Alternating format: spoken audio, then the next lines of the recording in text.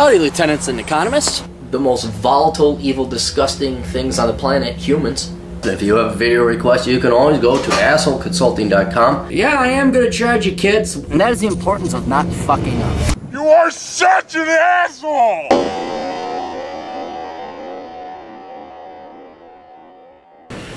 Dear Mr. Cleary, my name is Sean and I shall give you a brief synopsis of my biography. I'm a 30-year-old black male who resides in Pittsburgh, Pennsylvania. Like many black males, I was raised by a single grandmother, in a lower middle class setting. Cutting through the dramatic sequences, I unfortunately received the useless degree in art at Edinburgh University, which is essentially a glorified diploma mill as it turns out. Basically, I've struggled with depression after realizing my degree is worthless and unfortunately pretty much financially ruined. Currently, I live with my aunt who is a hoarder, but I cannot afford to leave. This has led me to almost being committed after threatening my own life and having violent outbursts. I am not looking for sympathy or empathy, but I do request some sort of path of hope, if any. College feels like a scam for me, and as I truly do not believe I can tolerate being tricked out of money, I do not have any way for a degree to work at Five Guys. The description given about psychologists is correct, as I feel what I pay in service is not really of value. In conclusion, I really think I've made too many bad decisions and listened to people who underachieve for advice. I saw your video on suicide and understand the criticism, but I spent a life in poverty and truly do not feel it's a life worth continuing. I graduated 5 years ago and still cannot manage to pay off the debt, and finding jobs is very arduous in my area. I saved enough for this assistance, and any ideas would be greatly appreciated. Thank you, Sean. Well, Sean, that is bad news, and what you and other people, and I was there at one time, and I don't think everybody has been there, because this is poverty that is so crushing that you can't even get out of it. And people say, well, what is it? Is it just a matter of getting a job? It's like, no, it's not just a matter of getting a job. Because, like, okay, for example, Sean has debts and probably has bad credit. So he couldn't even get a job, or it's very hard to get a job with, people do a background check. Oh, you haven't paid your loans. He's like, yeah, because I can't find a job, but no one will give me a job, so I'm delinquent even more on this, so it's this downward spiral. And, I'm going to still recommend this, but I could predict almost, because I remember this. In order to work Uber or Lyft, which is a great idea to start getting out of poverty, well, you need a car that's 10 years old or newer. And I remember, God almighty, it wasn't until a couple years ago. I think, wait, do we even have?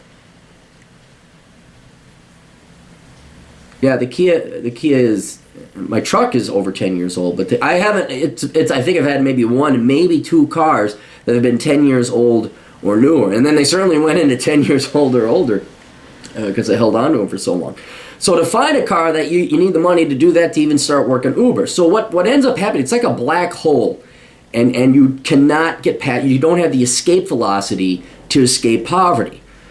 So what you have to do is you're going to have to just suck it up and work shitty-ass jobs, but you're going to have to make very correct decisions. No, you cannot afford to screw up, and you're just going to have to make the right decisions all the time so that you slowly start getting this velocity. You go faster and faster and faster, and soon you break orbit and you can escape the gravitational pull of poverty. So it's one step at a time, and you have all this other stuff. I mean, I'm just focusing on the poverty, but you have all this other stuff. So let's address some of these key things and then kind of build a plan from there. All right, first, rule number one. It's in both Bachelor Pad Economics and the Black Man's Guide Out of Poverty. Do not fuck up. What I mean by do not fuck up, usually I was talking in the context of getting a girl pregnant or having illegitimate children, but I'm also talking crime. And I remember this. I'm lucky I'm not in jail. I'm lucky I don't have a jail record, because I've gotten into fights, and when I was getting in fights, it's because I was poor and I was stressed. That doesn't excuse it. That's not going to fly in a court. So violent outbursts, I know you got the world's pressure on you right now. You cannot lose control, because it just takes, you could be completely right. There could be some douche coming up to you saying whatever, and you just need a break, and you'll crack. You won't have it anymore, and then you slug a guy. All right, now your problems are way worse, because now you have a criminal record, and you think it's hard to get a job with debt and bad credit. Imagine what it's like getting a criminal record. So you have to let go. I would even say try meditation. I'm not a big fan of meditation. But you can't let it get to you. You got to let it go and set it aside. Now, that's very hard to say when you have all this debt and these problems and poverty and you're just, life sucks day to day. You get up, you're like, fuck, what the hell? What do I do now? So here's the other thing. You saw the suicide video. And for those of you that haven't seen the suicide video, it's called Before You Commit Suicide. And the whole concept of this is you're kind of in God mode. If life is so bad that you are thinking about committing suicide, then that opens up a whole bunch of other options. The analogy I like to use, the example I like to use, is robbing banks. Usually, not always, but usually, you're facing, especially men, suicide. If you've gone that far, somewhere in that mix is financial problems. Well, if your option is death, well, that leaves everything else open. Like robbing a bank. Like, seriously, if your option is rob a bank, make off with 20 million or whatever, or kill myself, robbing the bank, even though you're likely going to get busted, you're going to go to jail, that's better than death. So all these other options, some of which are not moral or right or even good for you in the long run, still beat death. Right? Now, I'm not saying go rob a bank, but I want you to realize at what point you are in life that is life so bad, your other option is death. So what I'm trying to convey to you is, don't worry. I won't lie to you. It wasn't until I was pretty much indifferent about life, not suicidal, but just plain didn't give a fuck anymore, that all of a sudden did things start going well. And it wasn't because I made certain decisions. It's because I didn't give a fuck anymore. I was cursing at a guy when he was interviewing me. I got the job. You guys know that story. Just as when you have nothing left to lose, you'll relax. You won't get in fights. You won't give a shit. You'll just be, fuck, I can't wait to see what today is like. And I remember telling myself, viewing life as if it was a movie that I was not participating in anymore. I was very removed from it. And I remember waking up saying, fuck, okay, let's just see what life is going to be like today. It's not a solution. It's not going to make you happy. But it will take away the pressure. If you're looking at suicide, if you're actually contemplating that as an option, then you have so many other options, and on top of it, before you commit suicide, go do a bunch of other shit, go borrow a ton of credit card debt and go climb Mount Everest or something. You see what I'm saying? So this new attitude, I wouldn't recommend borrowing tons of money, but this new attitude kind of gives you like this macabre, dark new lease on life where it's like, fuck it, I don't care, what are you going to do? I feel like, yeah, let's go. So that should hopefully lower your stress. It should make you not want to commit suicide. You'll start seeing you might want to try new things. You might go on the internet, start reading up on stuff that you like, hanging out with friends. Just do all this, start eating ice cream, whatever the hell you want to do. Because your other option is you're dead, okay? So there's that. The other thing is, what was it? The alcoholic's prayer. Grant me the wisdom to control what I can and know what I can't, and the wisdom to tell. Basically, you have to realize the only thing you can do in life is what is under your control. Like, for example, I can take this gun and I can shoot. I can record this. I can't control the weather. It's raining outside. I couldn't control the financial crisis. I couldn't control it when girls would break up with me. And that's usually the other thing is, okay, rain, it's rain, but when it affects you personally, you have no choice but to take it personally. You get laid off. Well, now your finances are, the girl breaks up with you. Now your emotion and your psychological health is harmed. But even though these things happen to you, you have to realize it's not in your control.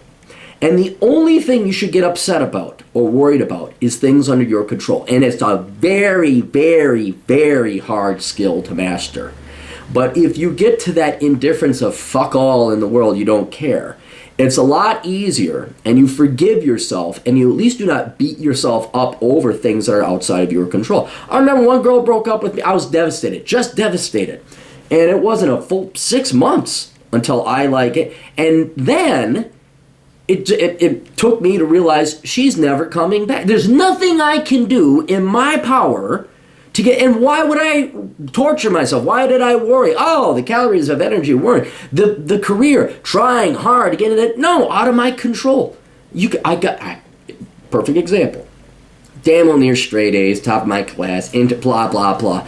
I was fucking top dog. Predicted the dot-com crash, predicted the housing bubble, predicted the Asian currency crisis, and I was a young fuck back then. Anyone listen to me? No. And I try and put all this effort. Look, I'm the best. Don't you see? Look at my credentials. I could save trillions of dollars. It's outside of my control. The banking industry is this whole other separate entity that I do not control. And even though I put all this effort and time into it, like you did going to school, it's out of my control. Couldn't find a job. So even though, and this is the pot calling the kettle black, I understand, but I got to the point, as do many, I guess, older, I wouldn't say men, but wiser people will get to the point, you'll say, I don't control it, it's not my fault, therefore I'm not going to beat myself up over it. Yes, it may affect you, and that sucks, but you have to have a tornado hit my house, that sucks. I'm not going to worry about it. And it's weird, you do lose a little bit of humanity. Like, it's amazing. Like, if my house got hit by a tornado, I go, oh, shit, there goes the guns, you know? I mean, but I wouldn't be crying about it. I never understood, like, people crying when their house gets destroyed. Because you got insurance, you know? You're not gonna die. It's stuff, you know? There's no attachment. But once you get to that, you'll lose a little bit of your humanity. But you're going to lose a lot of stress. So, what I want you to put to your mind, and I think many other people have this, what do you and do you not control in your situation right now? You don't control the shitty labor market of Pittsburgh. Not your fault. You don't control your student debt. I know you took it on. I know that you did sign up for that. That's your, quote, fault. But now that it's done, you don't have the means to pay it back. So, again, going back to this, it's have a life where, fuck it, I'm never paying off my loans. That's what if your option is death, or fuck it, never paying off my loans, I'd say fuck it, never pay off your loans. So at least mentally forgive yourself of never paying off those loans. I would not worry about your student loans. Seriously, it's almost act like you don't have it. They're not going to send you to jail. Your credit, if it is ruined by your student loans, is already ruined. So don't worry about it. I wouldn't even forgive yourself the $50 grand. We're talking about how much money you had. You don't have it. And truthfully, I hate to say it, as more Democrats and leftists get elected, they're probably going to forgive it anyway. I know they say that it's not forgivable, and they'll probably forgive. What are they going to do? Come after you guys? You can't pay it. You don't have a job. So again, what do you control? You don't even have a job right now. Don't worry about paying off your... That is so far down the fucking road. I would actually look at it and say, you know what, I got another 40 years left to the year, because you're 30, I think you said you're 30. You got roughly another 40, 45 years to live. What? Pay it? Fuck, what are you going to... Fuck it. Don't worry, you just got to make it another 40 years. What, are they going to come after your corpse? So forgive yourself mentally of your student loans. Will it be paid off? Not right now. We got to triage this shit, man. Priorities. Don't worry about your student loans. I don't want you worrying about that. I don't want you paying it off. Not now. You got bigger fish to fry, like getting a job and not committing suicide and finding point and reason to live in life. So don't worry about it. Don't make your payments. They'll send the fucking... And here's the other thing. If this is anything like the Arts Institute, I think the Arts... That's over here. Well, they're national. If this Edinburgh is like the Arts Institute and they go bankrupt, I think your student loans will be wiped out. So research that on the internet and just outlast them. These, I wouldn't doubt it. I mean, I can look it up later. But you may have your debts forgiven. So don't pay them right now. Don't. You got bigger shit to worry about. Okay. So... You're not going to get in trouble. You're not going to fight. No crime. You got to control yourself. No outbursts. 2, forgive yourself. Don't worry about this shit. And I know I say that. It's do it. Just like fuck it. You just made $50,000. I just gave you 50 grand right there. You're not worrying about your student loans no more, okay? Accept and understand and recognize what you do and do not control, and then forgive yourself and relax about the shit you don't control. Even though it affects you, it is. It's going to affect you. You're going to be poor for a while. Doesn't matter. Not in your control. Did you do your best? Then that's all. That's all anyone can do. And that's it. So don't worry about that. All right. Now, so you have the mentality. Now we need to get steps to get this escape velocity, get out of the orbit of debt and poverty. Or not debt, just poverty. And so what you're going to have to do is you're going to start baby steps and at ground zero. I know your aunt's a hoarder.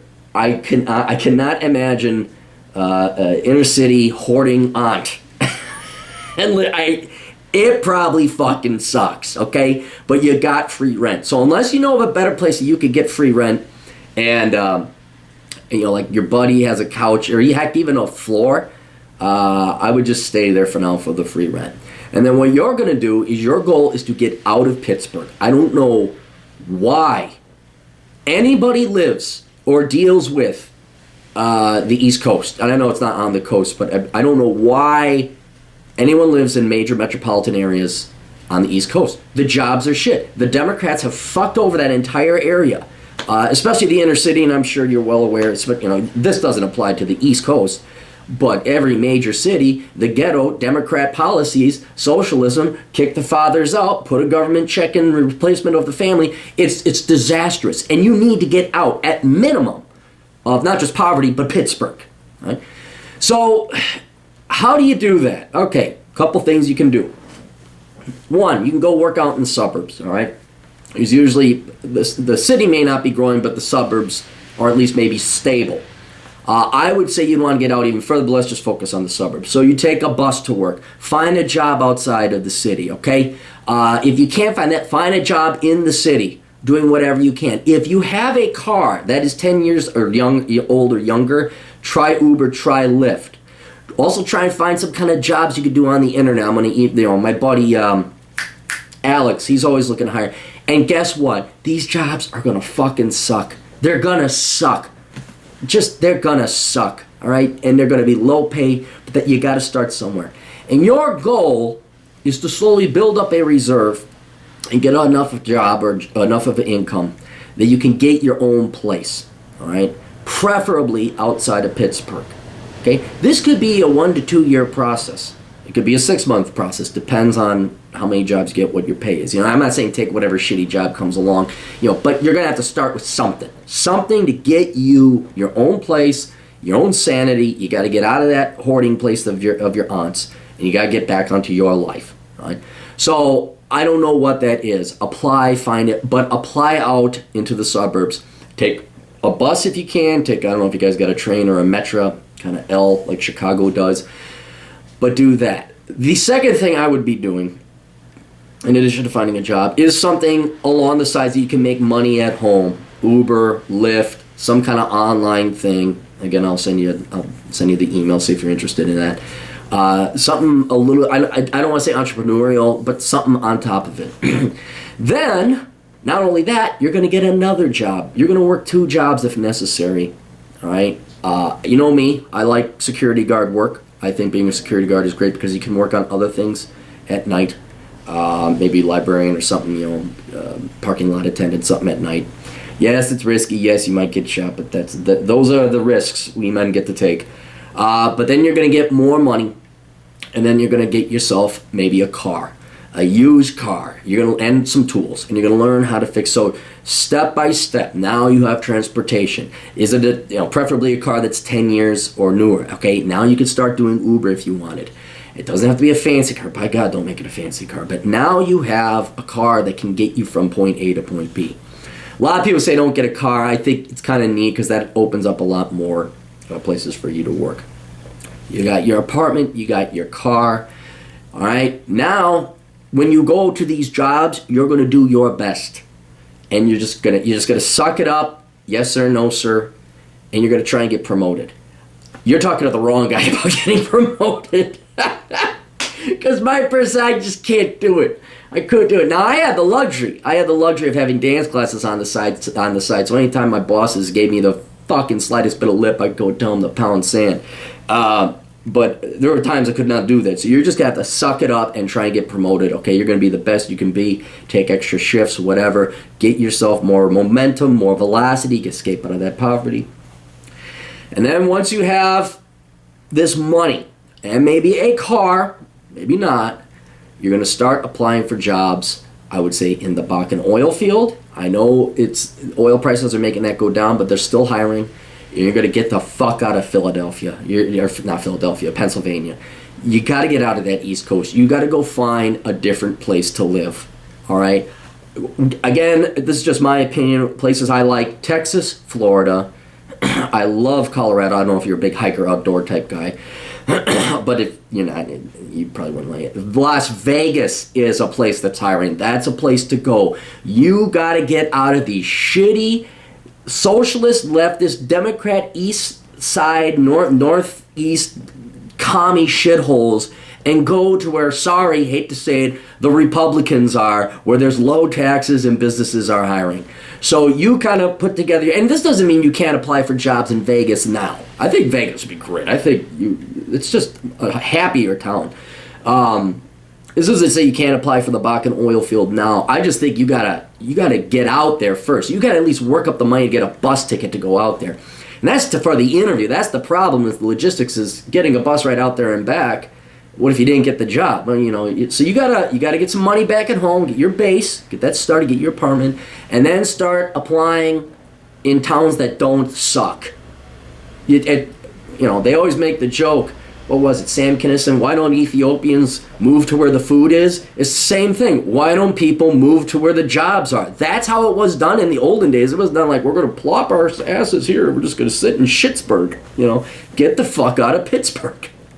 Go to where the jobs are, right? So, and that's what I would do now. And then what that's going to do is slowly but surely you're going to start building not just your confidence, but you're going to build up a purpose and point and agency in life. And all of a sudden you'll find, oh man, I really like Vegas. Oh God, I hate Vegas. And then you find another job and you find boy, I really like Texas. And then you go to Texas.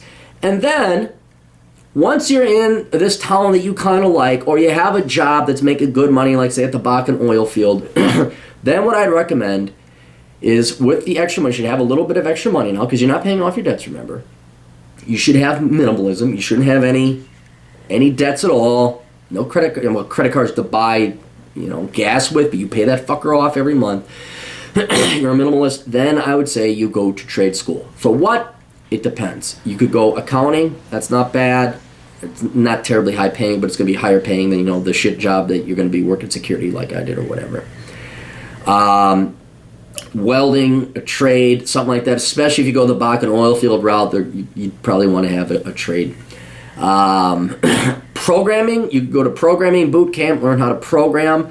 That costs a little bit of money, but that would be some money that you're slowly saving up for to go and apply there. But some kind of trade, something like that. You don't seem like the guy, like, right now, it's not only do you not seem like the guy, but right now, I don't think you want to go back to school for 4 years. I think you need something quick, short, sweet, that will just give you a skill that you can maybe make $20, $30 an hour with. And now that you're making $20, $30 an hour, that's real money. And now you could think, okay, what do I want to do with my life? You could go travel. You'll be out of poverty, okay? You won't be rich, but you'll be out of poverty. Maybe you could pay off your student loans. We're not there yet. But if you get to that point, then you're at $20, $22, $23 an hour. You're working. Maybe one of these online things worked out for you. You make a little bit of money on the side there. And again, this isn't going to happen today or tomorrow. But in 2 to 3 years' time, you're going to be in a way motherfucking better situation than this. The trick is step by step, small steps, job, second job, work your best, get promoted, something on the side at night, something on the internet, velocity spinning up. Okay, now apply for jobs in higher demand where labor market is better. You get a higher hourly wage. You get out of Pennsylvania. And then it's wherever you want to go, Sean. It is. Then and you won't be worrying about starvation. You won't have your mom, or not your mom, your aunt hoarding. You'll have your own place. And I can't say that you'll walk away from it unscathed, because what you went through was traumatic. This is definitely why you should go see a therapist as well and talk this out. This is why you think about suicide. This is because it's been so bad for 30 years. A lot of people, they think, I wouldn't say it's post-traumatic stress syndrome, but, you have something like an explosion, a vet, a war veteran, that's traumatic, but it's like in a 2-minute firefight. It's amortized. It's still trauma, but lasting 30 years of poverty, no stability, no dad, no fucking nothing. And the only one getting you out of this mess is you. So that's my plan. I wish I could give you like, hey, here, win the lottery or something simpler. It's not going to be that way. but you got nothing else to do. That's the whole thing. Remember, the other option is death. And while you're here, man, give it a shot. What the fuck? You literally have nothing to lose. If you're thinking about suicide, you literally have nothing to lose. So you might as well put this plan together. And here's the other thing. Once you put this plan together and you start executing it, even if you are working a sucky job, you're going to feel better right off the bat because you're doing it. You're like, I'm doing this. I'm getting this done. So yeah, it's just that, and I understand it. You're going to have to apply for a lot of jobs. I know that's going to be the hard part, is just getting that job. But put on a suit, cut your hair, look presentable, whatever. And just go for it, man. Just go for it. So, we wish you the best of luck. Hope this helped out a lot of people like Sean who are in a similar situation there.